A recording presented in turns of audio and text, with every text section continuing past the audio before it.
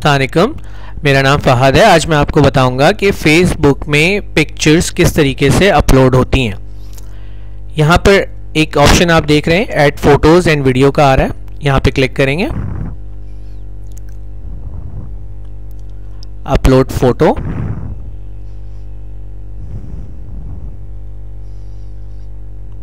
Browse. अब जहाँ पर आपकी तस्वीरें रखी हुई हैं उस फोल्डर में जाएंगे।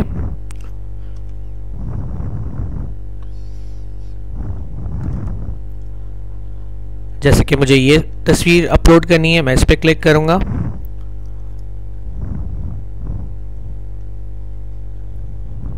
और पोस्ट के बटन पे क्लिक कर दूंगा।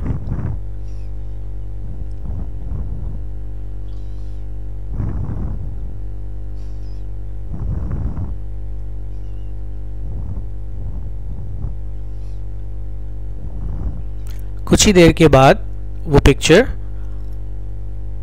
यहाँ पर आपको नज़र आने लगेगी।